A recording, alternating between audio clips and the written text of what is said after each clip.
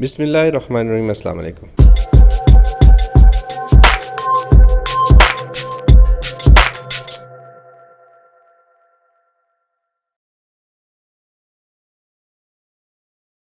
What's app پہ مجھے بہت زیادہ میسیجز آتے ہیں اور اس میسیجز میں ایک سوال بہت زیادہ مشترک ہوتا ہے بہت سے لوگوں کا، وہ یہ کہ ہمارے جانوروں کی گروتھ نہیں ہو رہی ہے یا جانوروں کی گروتھ رک گئی ہے، جانوروں کے بچوں کی گروتھ رک گئی ہے، بکریوں کی گروتھ رک گئی ہے، یا جو جانور آلریڈی ان کے پاس ہیں ان کی صحت دن بدن گھٹتی چلی جا رہی ہے۔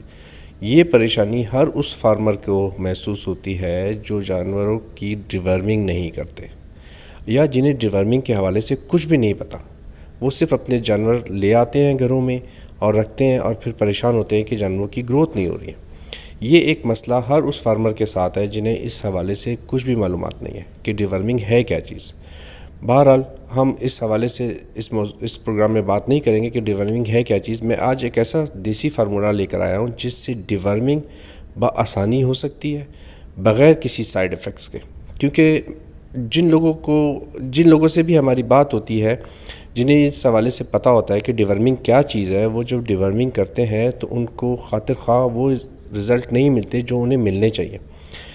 اس ڈیورمنگ کے پورے پروسیس میں آپ نے ایک احتیاط یہ کرنی ہے کہ جو بکریاں حاملہ ہیں، ٹھیک ہے، ان کو یہ دوائی نہیں دینی ہے، اور جو بکریاں بالکل ریسنٹلی تازہ کراس ہوئی ہیں ان کو یہ دوائی نہیں دینی۔ باقی اپنے ہر جانور کو، بچوں کو، اپنے بکروں کو، بکریوں کو یہ دوائی آپ آرام سے دے سکتے ہیں ڈیورمنگ کے لیے، اور ان کی اندرونی ڈیورمنگ اچھے طریقے سے ہو جائے گی۔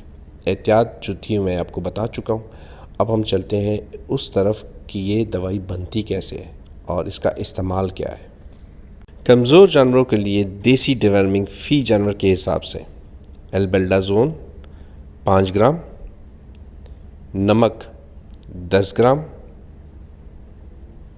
السی 10 گرام،